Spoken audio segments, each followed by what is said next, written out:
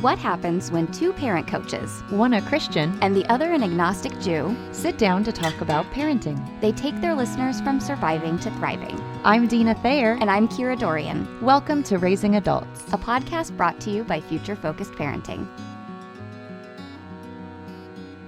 Hi, everyone. Welcome to the laundry room for a bonus episode of Raising Adults podcast. Kira and Deana here with you, and we just felt this real sense of urgency to address something that's going on in our world right now that you might be wondering about how to navigate as a parent. And that is, as literally all of you know, unless you've been living under a rock, we're dealing with this coronavirus outbreak. And here in Washington State, we're kind of in the epicenter of a lot of issues, being the state that experienced the first death of Americans from the coronavirus and things like that. And so we just wanted to hop on briefly and share with you some ideas, some tips, some strategies. And we got to do just a really short segment this morning on the news. And it was great and it's helpful. And for those of you local to the Seattle area, you may have even seen that. But we felt this was important enough to flesh out a little bit further. So we wanted to just talk with you about things you can be thinking about as you're considering having a conversation with your children about this, what a conversation might look like, the elements it should include, and even as we like to do is give you an awareness of maybe things to avoid, things you can be careful of so you don't fall in the ditch. So it's just a big thing. It's on everyone's mind, and we didn't want to miss the opportunity to address it. Yeah, and you may actually hear my kids are home from school today because the entire district is shut down. Our house is quite literally in the epicenter. We're like in the epicenter of the epicenter. And so you may hear them roaming around doing their homeschooling. It's been interesting. But yeah, I think, this is something that's concerning. We have an episode coming on Monday talking broader scale about how do you have scary conversations with your kids. But there's such an urgency. It's like we're trying to get this episode out as fast as possible because a lot of people are wondering, how do I have this conversation? Or you may have even started a conversation and you're realizing that there's multiple conversations. And so how do I make sure all my future conversations have all the parts that I need to take care of my kids? For sure. And I think there's families wondering, do I have the conversation? Is more information always better? We're going to talk about that. Or you may have had the experience that we learned about from another parent today, actually, that your child came home with misinformation. And how do you go about correcting that, but not instilling extra fear and things like that? So good stuff that needs to be dealt with. Yeah. So let's start with something that came up when you and I were talking about this episode for you. Let's just start with, before we have a conversation, what should we be thinking about? What are some things to kind of know about our kids, and how do we tailor this to and be thoughtful about how we're going to speak about it with different age groups and different types of kids? Because some kids can handle a lot and some kids can't handle a lot. So what do you think about that? Yeah, and you're right. When Kira and I first talked about doing an episode on this, I had some strong feelings about it almost right out of the gate. And here's why. First and foremost, for most people, I really do want to acknowledge, for most people, information is power, knowledge is helpful. We can really lend a hand as parents when we provide facts and when we lean into facts over fear. Let's not just go into a state of panic. Let's disseminate the facts to our children. And we are always big fans of that. Give factual information, but the other side of that coin is making sure that information is age appropriate. So in an instance like this with coronavirus, if you wanted to reassure a child that probably they're going to be fine, with a younger child, you might say, for most of us who are healthy, it could even just feel like a cold to you. Whereas with an older child, you can insert some stats and say, even if you do get it, you've got like a 98% chance of recovering and being just fine. They might be able to handle more data and more analysis, and that might be really comforting to them. But the other side of this, and for me as someone who's had anxiety myself and has had 3 of my 5 children have some form of it, it's important that I say to those of you who know you have kiddos in this area that we are all about know your kids, know your family. And if you know that you have a child who maybe leans more toward getting easily overwhelmed with scary news or who leans toward anxiety or can get kind of panicky, then we're not in any way, shape, or form suggesting not to have the conversation, but the conversation really does need to look different for those kids. And it probably needs to be devoid of most, if not all, details. It can be very general and more sending this message of, I've got you. It's my job as a parent to help you know that you're protected and secure. And I want to just give you some information about what's going on, but you're safe and I love you. I'm leaving lots of room for feelings, but just knowing that for them, more information is not necessarily better for those more sensitive children. And so to really keep an awareness of that top of mind. Yeah, I mean, I think the bottom line is we have to have a conversation. Like, under no circumstances should you be ignoring it. Because the other thing that happens that's important to know is that just by having a conversation, our children get the message that we think they can handle it, that we trust them, that we think it's important to be bringing that to their attention. It's kind of like what Sienna said in your episode, right? We have to say, this is okay to talk about. And part of how we do that is by having the conversation. But then what happens within that conversation is going to be really different depending on your kiddos and what you know they can handle and what sets them off. So I'll share a little bit about what our conversation looked like. I have 2 kids who lean anxious. And so we were really using our own prioritization skills when we had this conversation because we ummed and ahed. We were like, how do we give kids that kind of already worry about germs? Because one of mine is like borderline germophobic. How do we have this conversation with a child that's already struggling with this? But then we came back to how do we not have a conversation? Like, it's ultimately, I would rather unpack what comes out of that later to make sure that they are safe and that our community's safe. So you need to look at that too, and that's going to be different for every single family.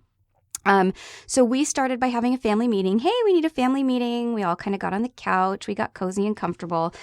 And we started by asking them, have you heard of coronavirus? Like, I wanted to know, what do they know already?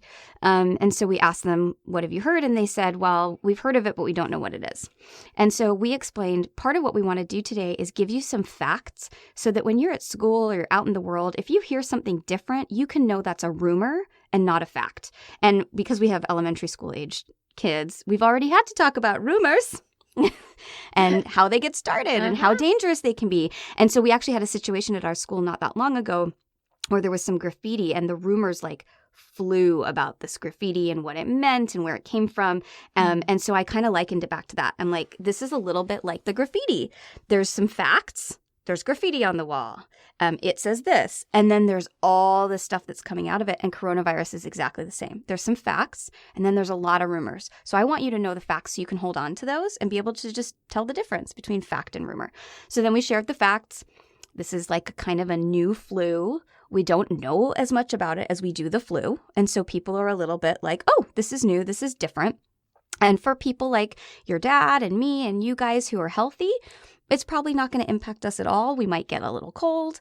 But for people that are older or already not well, then it's a little scarier. And so it's really about how do we take care of them? How do we make safe choices for ourselves, but also take care of our community? And for my kids, they have such beautiful hearts that I knew that I could tackle this sort of anxious topic by giving them power and saying, you have control. Here are things you can do. Mm-hmm. This is going to make you feel less worried because you have things you can do. And by doing that, you take care of your community. And I knew that that would touch their hearts in a way that would overshadow maybe some of the worry.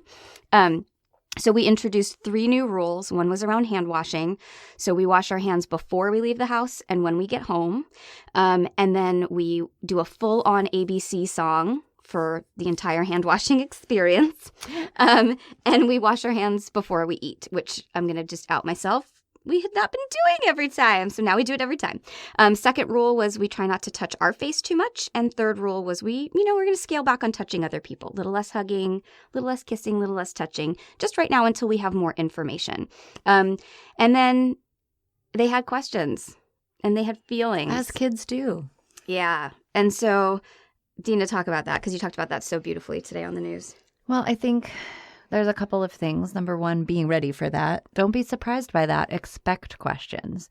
And the things that we want to impart to you is expect questions on both ends of the spectrum and everywhere in between, of course. But I mean, you could get some really big existential questions about death and could I die and could you die and will everybody die and what will happen? And those can be a little bit hard to field, but if we're ready for them, at least we're not also surprised while we're also tackling a difficult question. But you could even get very specific kind of micro questions based on their specific scenario, down to things like, do I need to be nervous about going to school? What if one of my friends gets a cold? How do I know? Is that the coronavirus? Do I need to be scared? What will happen if I get it? Will you as my parents still take care of me, or will you need to stay away from me? I mean, they might have very specific kind of micro questions, but be ready for those macro questions as well. And with questions often come feelings. And so this won't surprise any of you who've been listening to us for any length of time, but we really want to encourage you to avoid saying things like, oh, don't be scared, if they come to you and say, I'm kind of nervous about this. Instead, lean into that. Invite them to tell you more. Can you tell me more about that? Talk to me more. Ask them questions. What did you hear today in particular that made you feel scared? Talk to me about that. Get curious about what's going on for them. And then, of course, that normalizing piece is going to be huge, too. I think saying things like, well, that makes sense to me. And if they can handle it, admitting that, this is new for me, too. I've been a little bit nervous watching the news. This really, that makes sense that you would be a little bit confused and scared. And I think whenever we can bring to the table this fact that, like, I'm walking through that, too, it makes them not feel alone, right? And our kids go, oh, even the grownups in my life have those feelings. So it's okay that I have those feelings, right? So that's a real big encouragement on our part, is just leave a lot of space for that and normalize and lean in as much as you can. And then another thing to think about is that, like with so many things that we've discussed on the show, the birds and the bees talk, so many things, this is not a one-time conversation in all likelihood. It's going to require some checking back in on your part. They might come back to you with a new question in the ensuing days, weeks, even months. This is kind of literally in this moment, it's an ever-evolving situation. So parents, we want you as FFPs to be ready for an ongoing dialogue about this or any scary topic, but coronavirus is on our mind, top of mind. So be ready that this might crop back up as time goes by, and just be willing to sit with that and make space for yet another conversation about it. Yeah, I love all of that. I think that we have to walk this line, and it's tricky because as parents, we want to send the message, there's nothing to worry about. Don't panic, right? I've got you. But we also really can't lie to our kids. No. So I think that balance of being able to say, yeah, it's new to me too. Saying things like, I don't know. Let me look that up for you. Let me find out more information. But if you're doing that in a calm and confident way, you're still sending a message of safety. There's a big difference between you seeming really agitated and then saying, I'm feeling nervous, versus you seeming calm and confident and saying, yeah, I get that. I'm a little confused about it too. So just kind of walking that line very carefully is important. And then I think absolutely what Deana said about leaning in and asking questions. I'll give you a really good example. Because we literally had this exact conversation with our kids 2 days ago. And one of mine, like 4 hours later, came up to me and curled up in my lap and started crying. And I said, hey, what's going on? They said, I'm feeling really scared. And I said, yeah, I get that. That makes sense to me. Like, we had a scary talk this morning. And I said, can you tell me more about that? And they said, well, I'm very worried. And I said, well, what are you worried about? I don't know. And I said, okay, well, where do you feel it? And they were like, I feel it in my tummy. And I was like, yeah. So just think about that. Like, feel that in your tummy. What do you think's going on in there? And they said, I'm worried that Poppy's going to die. My dad, because we did talk about the fact that he is in the at-risk group. He lives with us, so we have to make these great choices.